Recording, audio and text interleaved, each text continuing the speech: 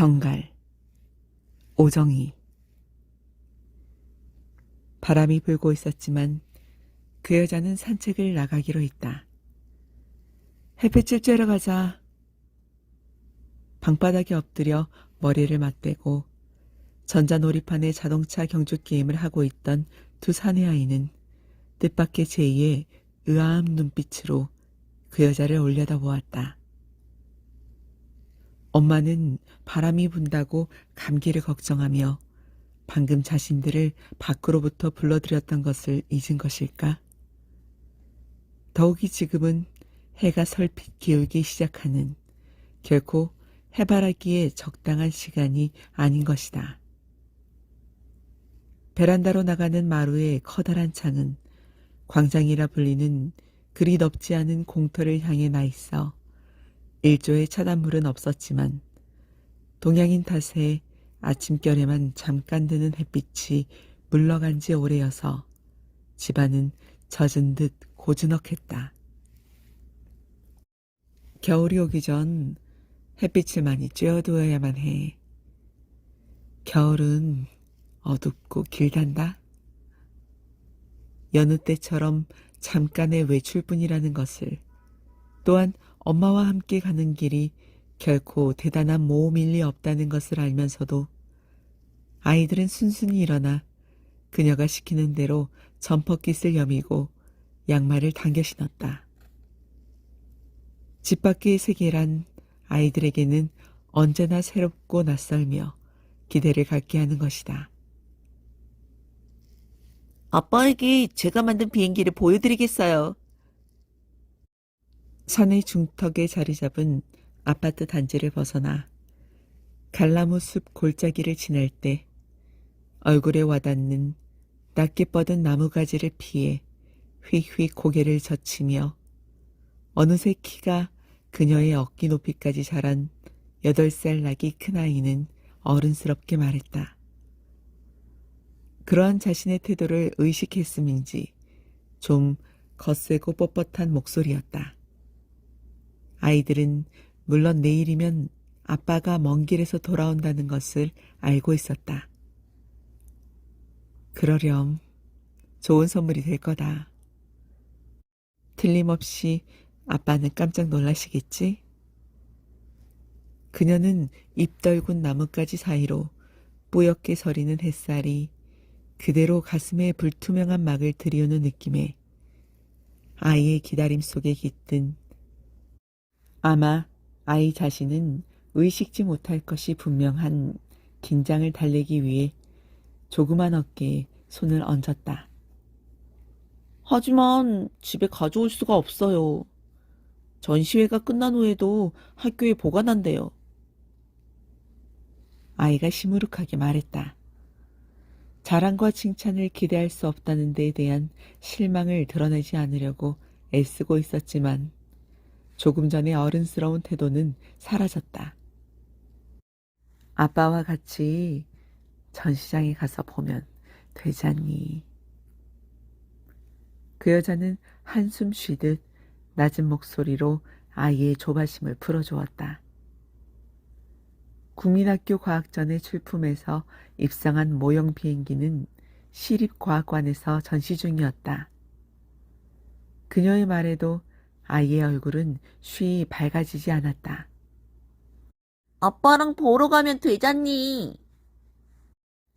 말 흉내내기에 새로운 버릇이 붙은 제 동생을 말없이 흘겨보며 두 손을 바지 주머니에 깊이 지른 채 와삭와삭 발밑에 쌓인 낙엽을 밟았다. 골짜기를 벗어나 과수원의 낮은 울타리를 돌면 시의 외곽도로가 나타나고 그 건너 강줄기가 보였다. 차가워진 날씨 탓인가? 그것은 한층 파랗고 깊게 흐르는 듯했다. 그 여자는 잠깐 바람이 불고 있는 하늘을 올려다보며 시간을 가늠해보고는 내쳐 걸었다. 아이들이 과수원 앞에 이르러 머뭇거렸다. 지난 여름과 가을, 몇 차례 과일을 사러 과수원에 온 적이 있었지만 그곳을 지나쳐 더 멀리 가본 적이 없었기 때문이었다. 과수원 아래는 돼지막이었다.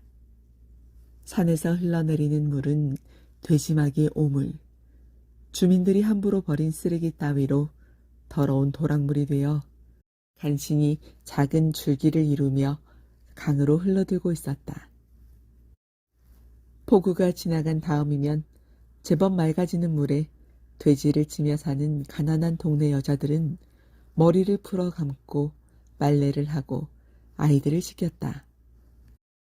강에 다리를 놓는 공사가 시작되면서부터 밤낮 없이 돌아가는 준설선의 모터의 기름이 강을 뒤덮고 또한 물미치기 작업으로 위험한 웅덩이가 곳곳에 생겨 익사사고가 잦아지자 시당국은 강의 사용을 금했던 것이다.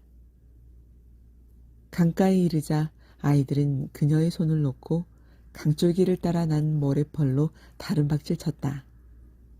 고개를 한쪽으로 비스듬히 기울이고 머리카락을 흩뜨리며 바람을 공처럼 안고 아이들은 달렸다.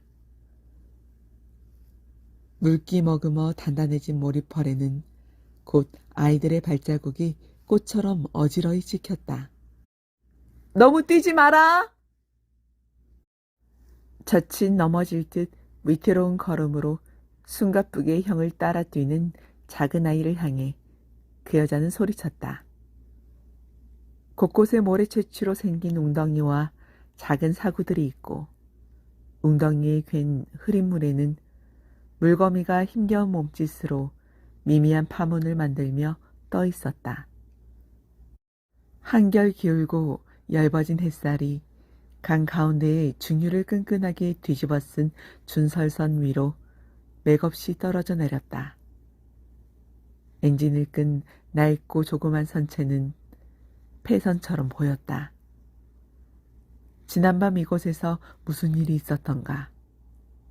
갑자기 영하로 떨어진 기온에 피었을 화롯불 자리에는 불에 난 나뭇가지들이 흐트러져 있고 재가 꺼멓게 바람에 날아올랐다. 그 여자는 그 황량하고 텅 빈 강가에서 그것만이 오직 그녀에게 허락된 일인 듯 바람에 날아오는 재들을 차근차근 힘주어 밟았다.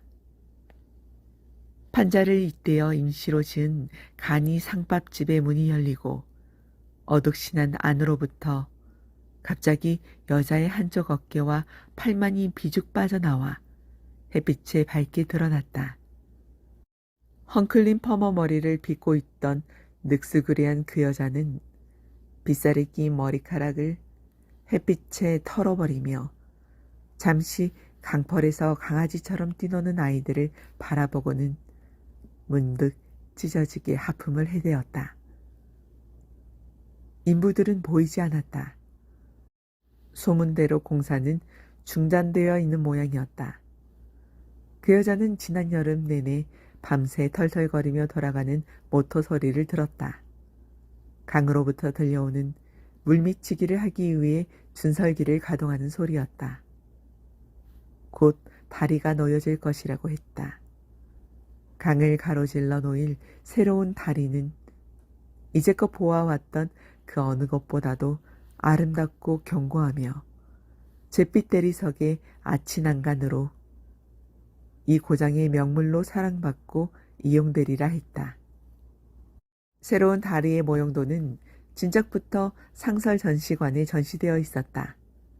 그러나 공사는 진척이 되지 않았다. 시의 예산이 바닥이 나서 부득이 내년으로 미루어지게 되었다던가 강바닥에서 예상치 못한 안반을 발견했기에 더 많은 장비를 필요로 하기 때문이라는 말도 있었다. 다리는 강펄에 몇 개의 사구만을 만든 채 시작할 때 요란했던 풍문과 기대만큼이나 갑작스레 잊혀졌다.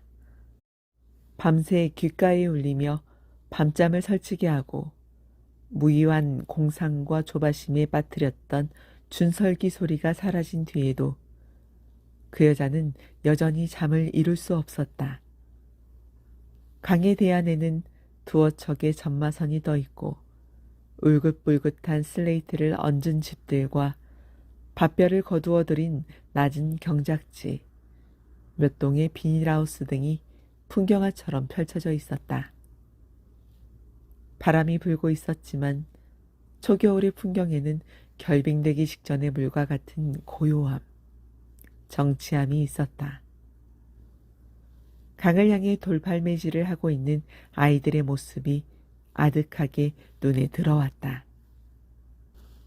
움직이지 않는 투명한 풍경 속을 가르고 나타난 개가 한 마리 죽은 쥐를 물고 그 여자의 곁을 지나쳐 갔다. 그 여자의 눈길이 무심히 개의 움직임을 따라 움직였다. 그 개는 한결같이 느린 걸음으로, 그러나 망설이는 빛 없이 강을 질러 걸린 다리 공사가 시작되기 훨씬 전 도괴의 위험으로 통행이 금지된 오래된 목조의 다리를 건너기 시작했다.